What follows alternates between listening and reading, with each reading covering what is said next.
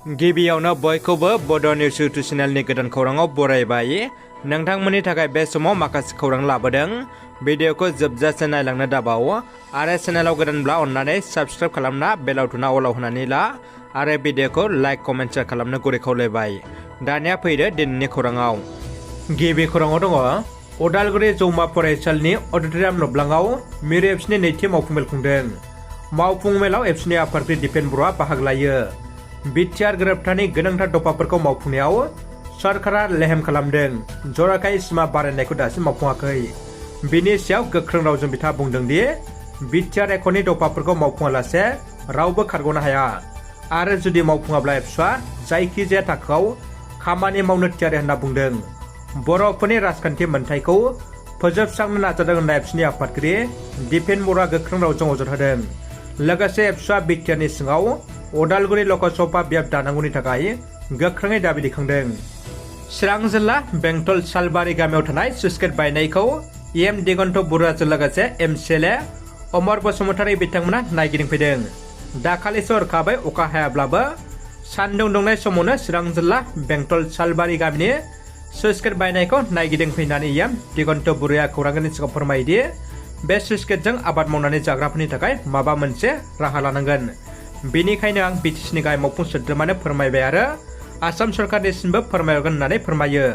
बेजों लोगोसे जायगानि एमसिएलए अमर बसुमतारिया फोरमायोदि देग्लायनि बोथोराव आबाद मावग्रा बिथांमोना खस्थ' मोनसिगोन। थेवब्लाबो जों नाजानानै बे स्लुइस गेटखौ बानायफिननो आखायाव लागोन होननानै बिथाङाबो खोथा होलाङो।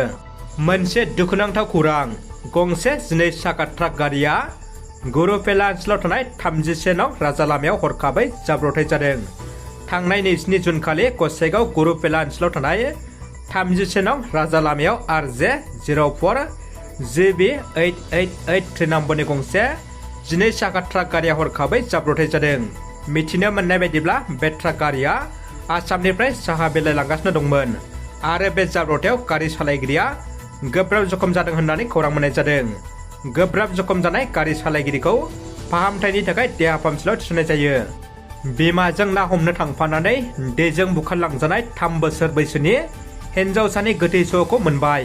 गसाइगावनि साबकाटा पुलिस थानानि सिङाव थानाय 2 नं पलासगुरि गामिनि आरशद आलीनि फिसाजो 3 बोसोर बैसोनि आसमा खातुना बाजुगावआव गावनि बिमानि न'आव आलासि जाहैदोंमोन। बिमाजों लोगोसे बेलासिनि 5 रिंगासो समाव 2 नं बाजुगाव बुरासा दैसायाव ना हमनो थांफानाय समावनो हरखाबै दैयाव गोग्लैनायाव दैया बुखारलांनायाव बे दुखुनांथाव जाथाया जायो। उन्दै गथ'सानि गोथै देहाखौ मैया 22 जुन खालि मोननो हाबाय। दानिया फैदो गुबुन मोनसे खौराङाव। सरलपारानि गरखा रायजो राजाफ्रा दिनै गामि नाङैनो मोनसे फुजानि गेजेरजों उद्रायनानै लादों। बयबो मिथिगौ हिन्दु समाजाव मोसौ सिथारनाया पापनि खामानि एबा हिन्दु समाजाव मोसौ बुथारनाया समाज बेरेखा खामानि।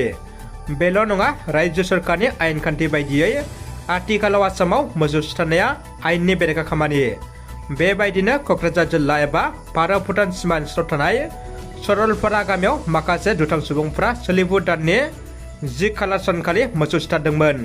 बे खौरांखौ मिथिनानै गामिनि रायजो राजाफ्रा दिनै मोसौ सिथारनायनि पापनिफ्राय मुक्ति मोननो थाखाय गामि नाङैनो गंसे शिब मन्दिराव जयग' आहुति होनानै उदांस्रांनानै लादों। लोगोसे सरलपारा गामिनि गरखा रायजो राजाफ्रा बेबायदि आयेन बेरेखा हाबा मावनायखौ गोख्रों रावजों सोंखारिदों आरो दासिमाव मोसौ बुथारग्रा 7 दुथांफोरनि गेजेराव 3 दुथांफोरखौ हमनो हाबाय होननानै फोरमायनायजों लोगोसे 2 दुथांखौबो थाबैनो हमनांगौ होनना पुलिस बिफानखौ खावलायहरदों। सोनाब बेंगलनि गिबि मन्थ्रि ममता बेनार्जी गाखोनाय उरां जाहाजआ इमारजेन्सि लेन्डिं खालामदों।